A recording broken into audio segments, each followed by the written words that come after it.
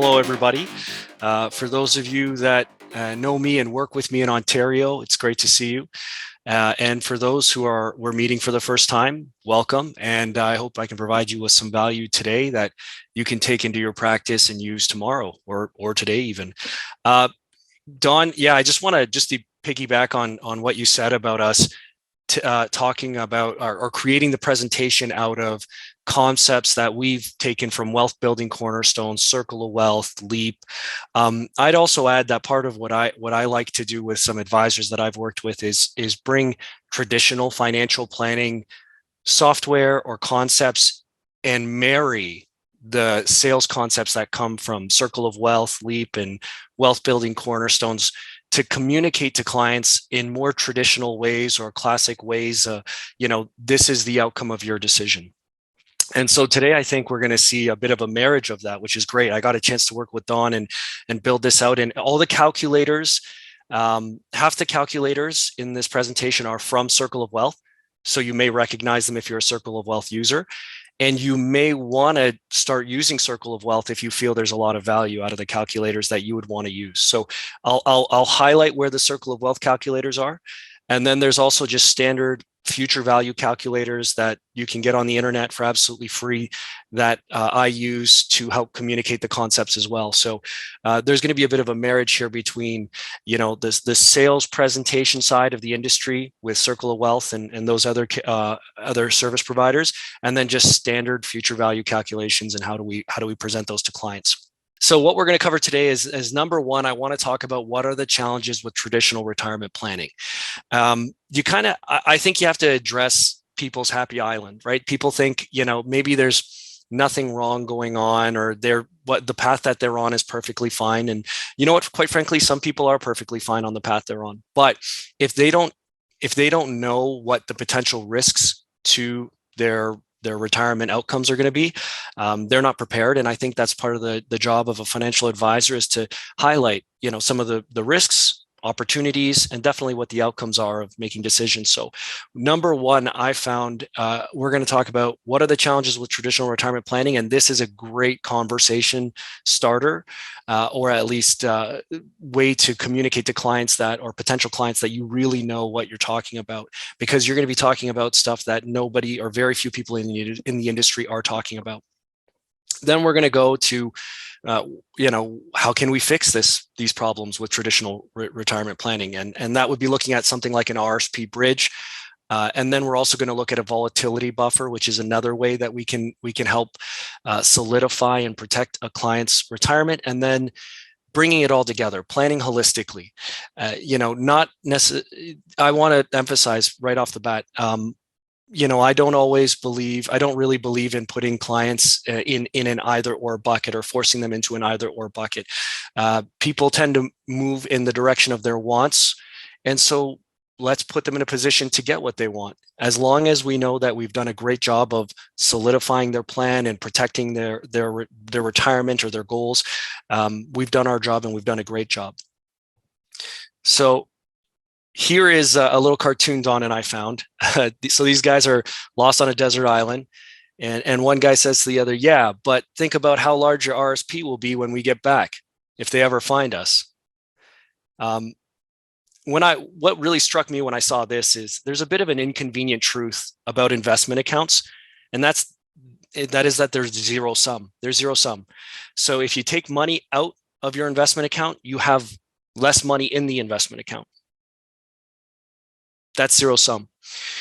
And so that's why I think assets like real estate have been so attractive to people. And it's not just because you've made a 100% return on your real estate from 2019 to 2022. That's not just it. It's that, you look at being able to leverage against the asset and you get the money out tax-free. And then that real estate property has the chance to keep accumulating value, compounding on its current value. So even though you've borrowed money, even though you've taken money out of it, it's still growing in value. Whereas you might look at a traditional retirement account, and once you take money out of it, that money isn't there anymore, and you're hoping to get really outsized rates of return to make up that difference. So I think people have intuitively tapped into this idea that, real estate is a different type of investment. And I think that's why, and ever since I've been in the industry, I've been battling, doing that battle. I don't want to say battle, but doing that battle with people who may say, well, yeah, but what if I buy a house or a condo and rent it out? Everything is hunky dory with real estate, provided you get good tenants, because you got to float that debt, and it doesn't require too many repairs. We all know that that money doesn't come free. So there are challenges, but I just want to zero in on that. I think people really understand how they understand how money works if they don't necessarily flush it out in full. And that's really powerful, actually, as an advisor. I think that's not a current you have to swim against. I think that's a current you actually have to tap into, especially for us as insurance advisors, and you'll see what I mean. Another thing that strikes me when I see this comic is studies have demonstrated that retirees commonly take less money out of their retirement accounts than they could, because of two main fears: one, living too long, and then two, disinheriting their kids. I think the disinheriting one is not as important, but number one, absolutely, living too long, fear of living too long. So people get to retirement, they build up these nest eggs, and they're ready to start living, but they may not be accessing the full potential of their life's work out of fear of, well, they don't know how long they may need it for. The other thing about this is this doesn't even address the most concerning thing, the most significant challenge to retirement planning to me, and that is best explained by way of an example. So hypothetically, let's say you could go back in time and pick the best 30-year period of returns for the stock market and start your retirement there. So you can go back in time and start your retirement there. This time is known, okay? So from 1970 to 1999, the S&P 500 total return did an average rate of return of 14.05% for 30 years, okay? So now you can go back and you're going to make 14% on average every year for 30 years. Let's say you have $1 million and you only really want to spend $100,000 each year. So that's 10%. So let's say you're going to average 14% a year, and you're going to only need to spend 10. I mean, if you think about it from a high level, that's a 4% buffer you've got for 30 years. That sounds pretty good to me, right? Circle of Wealth actually has a calculator to calculate this. So let's look at the exact scenario. We have $1 million in total assets, 65 years old as retirement age, 30 years of planning. We're going to age 95. We're going to have a great long life and a comfy retirement. We're going to withdraw 10%. And this calculator actually gives you the real rates of return over that time frame. You can see that on the left-hand side, the yellow area, those are historic rates of return built into this calculator. I just want to bring your attention to the top right here. You see average rate of return, 14.05%. So you can see here, the average rate of return we're going to get over this period is 14.05%. Just continuing on that point, here's a future value calculator. So what would that 4% I get to compound annually add up to, right? I'm living off 10%. I'm averaging 14%. So I should have no problem disinheriting my kids, right? They're going to definitely get money. What's 4% on $1 million? Well, that's like 40 grand. Great. So if we were to do a withdrawal of 100K each year for 30 years, we get an average annual rate of 14%. That future value is $15 million. So I get to get $1 million, live off of it, and give a bunch of money to my family. I don't think I'm not hesitating. Sign me up. Let's retire. Here's the challenge with traditional retirement planning. You can't retire on an average. So pay attention to the end of year balance column right here. The fact is, when you invest in the markets, you don't know what rate of return you're going to get. And so, for example, if this person had started in 1970 at age 65 with $1 million, ready to go, we're going to get that 14% average rate of return. Well, the first year we only got 3.93. we're already behind the 8 ball. The next year we did 14.5, great. The next year we did 18.9, great. But then once we start getting these adverse returns, our balance starts getting really destroyed, right? All the way down to when we run out of money at age 77. So that begs the question, right? That really makes us question how can we fix this problem, right? Here's graphically how that problem is represented. That's why I think Circle of Wealth really nails it with the 4 questions every Canadian really needs to know. Because if I can't retire on $1 million with a 14% average rate of return that's guaranteed, then how or when can I even retire? So Circle of Wealth as a prospecting tool has these 4 questions built into it. I think it's phenomenal, and you should master it. And by prospecting, I mean you should master these questions to even talk to existing clients if you're interested in getting into this retirement planning conversation. This is about making people kind of disturbing the waters or shaking them up to make them think, okay, well, do I have everything on track or prepared properly? And also, by the way, if you are into traditional financial planning, Razor Financial Planning actually has these 4 questions built into it as well. So these 4 questions are really fundamental across, I think, any sales platform, and I think should be necessary for anyone who wants to master the retirement planning portion of people's financial future. So number 1 is, what rate of return do you need to earn to retire? A lot of people get fixated on this, right? And I think any of you who've ever sold an investment knows, everyone always says, well, what's the return I'm going to get? What's the return I'm going to get? Great. Rate of return is important, but I think that we're going to see it's not everything. So rates, but that's a first question they need to know. And how you position this to a client would be, do you know the answer to the 4 questions every Canadian needs to know? The client should say, no, they probably have never heard this before. And so number 1 is, do you know what rate of return you need to earn in order for you to retire? They'll probably say, I don't know, 10% a year. Okay. Number 2, do you know how much money you need to save in order to retire? Number 3, how long will you have to work in order to retire and live at your current lifestyle? So here I would say most people would gray out. They wouldn't know the answer to this question unless they've had a conversation with a financial planner before. I would say that this is a great way to gauge who you're talking to, because if someone says to you, yeah, I know I'm going to have to work until 72, right? That's a question that I think begs a deeper conversation. If somebody says, oh yeah, I've got projections that demonstrate I should be able to retire at 55. Great. How did you get there? Who are you working with? These are great ways to probe and develop an organic conversation with somebody that really gets through a lot of noise. And then finally, if you did nothing different from what you're doing today, do you know how much you need to reduce your retirement lifestyle by so that you don't run out of money? What you're hoping to get here is to disturb the waters for a potential client or your existing clients if you want to start doing more work with them, so that you can say, well, I've got the answers to all these 4 questions for you. It just requires a few inputs and we can generate that.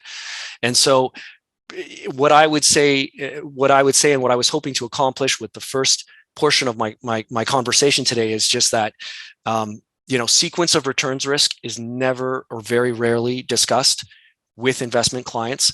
It's kind of, in my opinion, it's that elephant in the room that some investment advisors know about but don't really want to address, because you need to have if you don't want to give someone a problem that you don't have a solution for.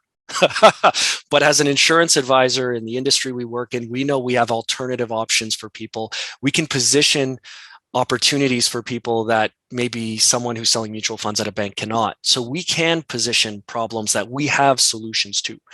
And so, there's nothing wrong with, stirring up the waters to get people interested, to realize that maybe you have something different to say than all of the other canned advice that they've gotten on the internet or from other financial professionals that aren't diversified in their offering or in their experience or in their knowledge. So is there an alternative to Mr. Market? Well, I think there is. There's the RSP Bridge we'll look at, and also a volatility buffer. Let's look at a client scenario. Once again, always best explained through examples.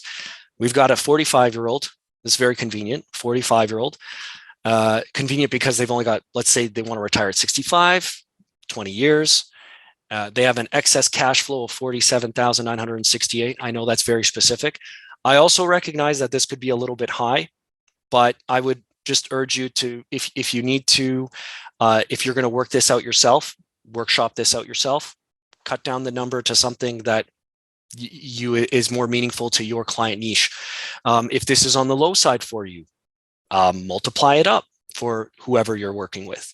Every client scenario is different, but the key here is we need to have someone who has a good excess cash flow in the first place, right? They have to be able to save.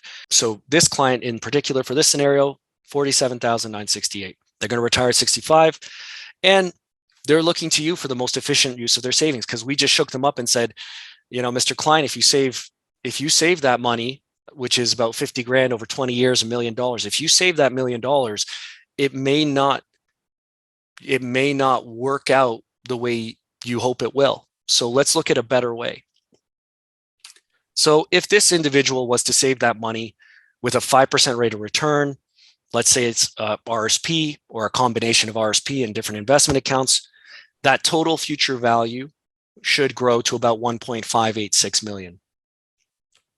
Okay, so this person will retire at 65 with at least 1.586 million from this money. I think that's valuable for someone to know. And by the way, this is a calculator.net calculation. This is just a future value calculation. It's not Circle of Wealth.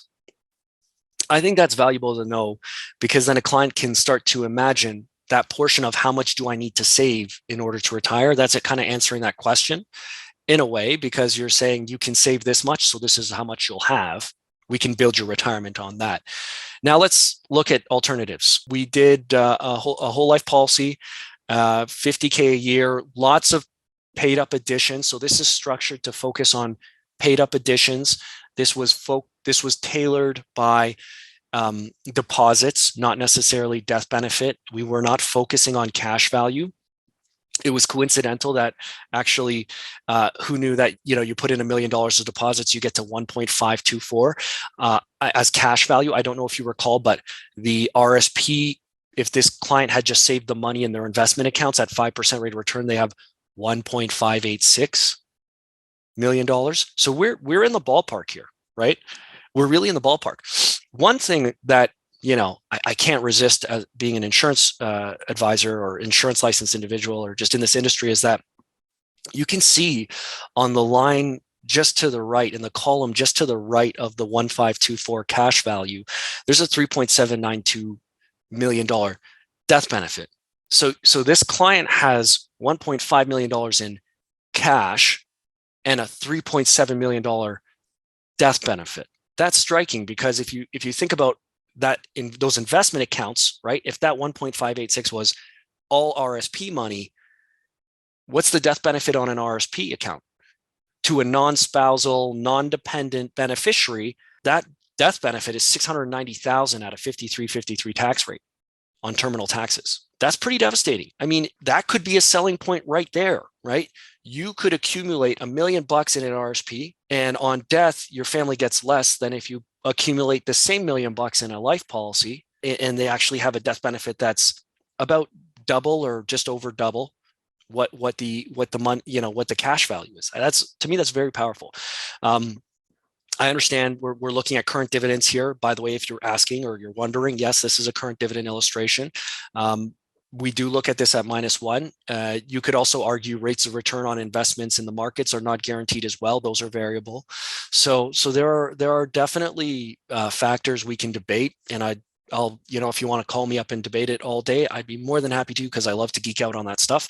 But I think high level, the key thing here is if you put the money in a whole life, it's not gone, and there is another benefit. There's that death benefit. And there are no financial accounts at the bank that are offering a death benefit to go along with your money. That's powerful. That's powerful. So let's look at the RSP Bridge strategy. This account has accumulated $1.5 million of cash. And so the RSP Bridge strategy is essentially take a loan against that policy, collateral loan against that policy, just like real estate, take a collateral loan against that policy, receive the proceeds. If it's personally owned, we're not doing corporate here, personally owned, receive the proceeds tax-free. Not interest-free, but tax-free. Now, the RSP Bridge strategy, you can see here, goes from basically the year that this person retires, so 66, all the way at end of year 65, right? Start at 66, all the way to age 72. And the amount of money that this person can live off is $223,000 pre-tax, and net of tax, like it's no tax, $223,000, no tax. That's a really good amount. And you could look at this if you're familiar with, the concept of, you've got your go-go years, you've got your slow-go years, and then you've got your no-go years of retirement. So go-go years, you just retired. Hopefully and thankfully, you're healthy, you're strong. You're going to want to live like every day Saturday, and what day is the day of the week that you spend the most money? Saturday, probably, maybe Friday night. So if you've got a great amount of cash flow coming in for those go-go years, you can really, really have a great retirement. 223,000, I'd say, is a very good amount. And the goal here is, you might say, well, Ken, isn't this basically an insured retirement plan strategy just condensed, right? I was talking actually about this presentation with one of our colleagues, and he said, it's interesting, Ken, I've never heard of, and this guy, seasoned vet, really successful individual, I've never heard of a strategy where you use the life insurance policy to pay for the front portion, the beginning portion of retirement. And it's interesting, but it works. We've run it. And that's what you would do. And the reason why you would do that is because then you can push out the RSP withdrawals another 7 years. So if you do believe in, it's not even do believe in the power of the market. The power of the market is demonstrated. You get to accumulate or compound values on your existing investment accounts for 7 years. Rule of 72, plug in your number, but you could come close to increasing your retirement account by, at least 50%, 75%. So that's a substantial amount of growth on your money if you can just defer it and let the market, with all its volatility. But if you're compounding upwards, remember, the problem with sequence of returns is when you start taking the money out and you have all these fluctuating returns. But if you're not taking the money out, then the trend is your friend. If it keeps going upwards, your money will go upwards. So if you can push that off until the government basically says you have to take that money, that could be beneficial. And so that's why you would look at the RSP Bridge strategy. It's like building in a bit of a pension bridge for yourself to get tax-free income in your early retirement years. In this case, it's a very healthy amount of income. And then not worry about withdrawing from your RSPs until basically the legislation forces you to. Another thing to note is there is a death benefit that keeps going there. And right there at 72, it's 1.6. It hovers around $1.6 million of death benefit. So I think that's quite a powerful proposition. If we were to look at it at a -1 scenario, it's not quite 223,000 a year, but 167 net of tax is still very, very, very strong. And once again, you still have that death benefit hovering around 1.5, 1.4. So you're really still in a healthy position. If you notice on both of these illustrations, if this client was to, you can see on the right-hand side here, there's another set of numbers. That's the portion where if you invested it yourself, right? If they just saved that money in an account and earned 5%, and then withdrew the money, they would run out of money before they ran out of money in the whole life policy, and they'd have no death benefit. So, that speaks to, once again, the power of being able to take money out of an asset, and the asset can still compound on its value, right? And that's kind of like having that house next door, right? You own the house next door, you have your house, but you don't have to worry about renters. If the value goes up, you want to take money out of it, you can. So it really is a powerful tool for retirement, for part of the retirement planning picture. If you want to just sum this up like, you don't really like looking at all these numbers. You want to really sum this up. Well, what if I could tell you that if over the next 20 years you could make $1 million of deposits, you could put in your pocket $1.5 million of income, and then still leave $1.6 million of a death benefit for your beneficiaries when you leave. Is there any reason why you wouldn't want to set this up as part of your retirement portfolio, your financial plan? Is there any reason why you wouldn't want that? It's hard to argue. Maybe, like I said, my colleague, he wasn't into or hadn't really heard of front loading that RSP bridge, front loading that retirement with the go-go years, with using basically an insured retirement plan strategy in the early years. What if we looked at using the whole life policy? Because it's a versatile tool. It doesn't have to be used one way or the other. Really, what we're doing is we're looking at somewhere that's going to be a store of value that you can use, right? You have an asset, just like if you own the house next door, or you have an investment account, or you own a great stock, Tesla, whatever you like. It's all great. So, in an ideal world with no market fluctuations and no inflation, then planning your retirement only with investment accounts, it works beautifully, right? If we knew we would get that 14% on average, it's locked in, there's no volatility, we're locked in, we're good, we're going to be great. But the reality is, in life, there is volatility. And the problem is that when these volatile events happen, are our clients going to, like, put yourself in their shoes? Are you going to want to take that money out of your RIF account when you see your RIF account is down 30%?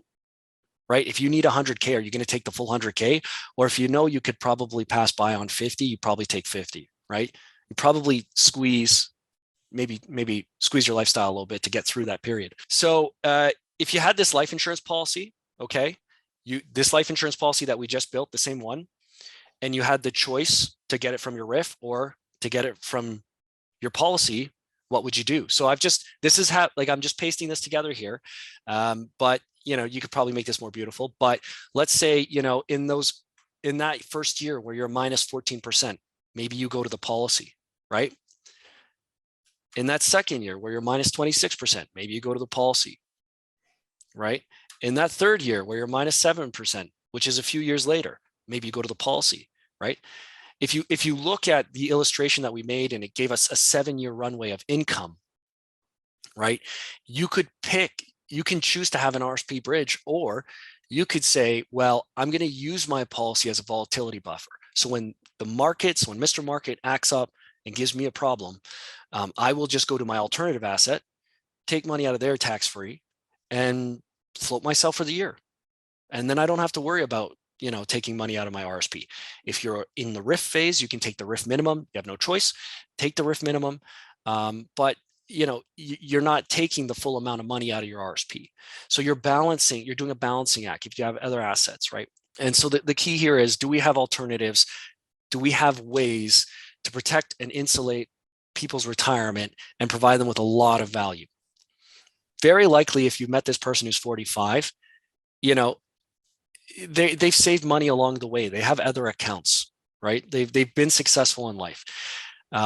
This person who can save 50K is definitely saved in other assets, or he has other assets. And the key here is, how do we provide value to them? And the way is, they need to know how much income they can have when they retire. How much money can they spend and enjoy when they are no longer working? So if this individual had a $500,000 RSP account before you met them, right? They built it up along the way. And then you're having this conversation with them and they're saying, okay, so I have 50K. You're telling me that if I save my money in my regular, what I've been doing all this time, I might not get to have the lifestyle I want to enjoy.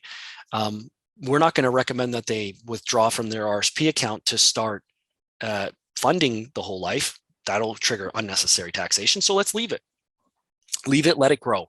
So over 20 years, that 500K goes to 1.326 million. So how much income is that going to generate? So remember, if we did the RSP bridge, they don't need to withdraw from this account from 66 to 72.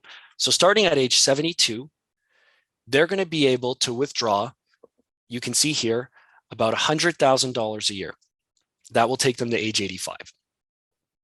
So they can spend about $8,333 a month at age 72. So remember, that account was 1.3, but it's an RSP. RSPs are taxable, right?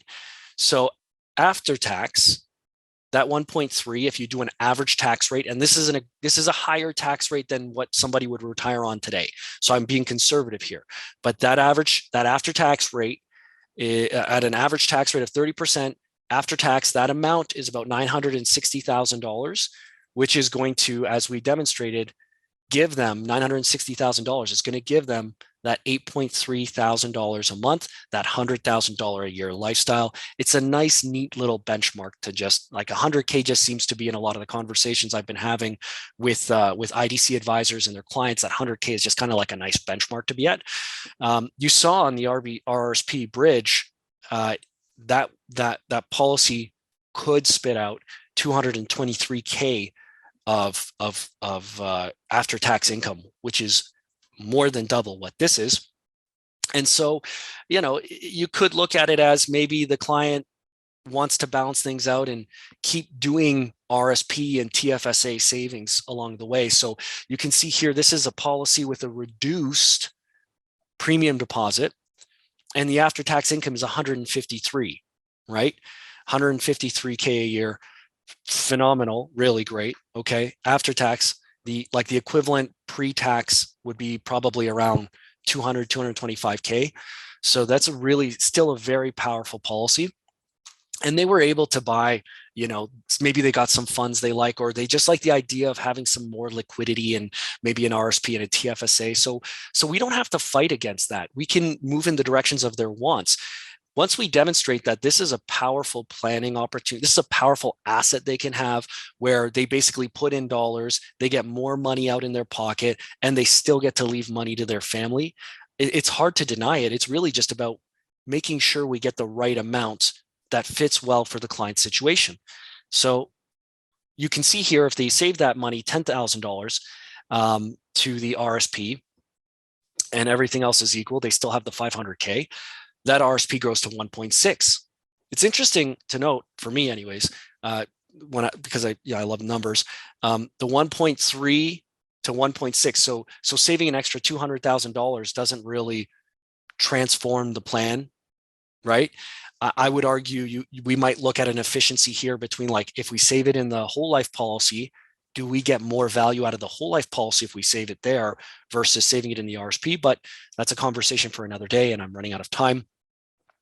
But if this gentleman was able to save 1.6 million rather than the 1.3 we saw before, he's going to be able to spend 120 grand. How did I get there? Well, you just look at the same calculation, 1.6 times 0.7. So I still think you're roughly in the same tax bracket. 0.7 is you keep 70% of the money in your pocket, 30% is going to go to the government. So that's why it's this number, this gross number of 1.3 or 1.6 times 0.7 times 0.7. So, this individual is able to spend $20,000 a year more in retirement from 72 to 85.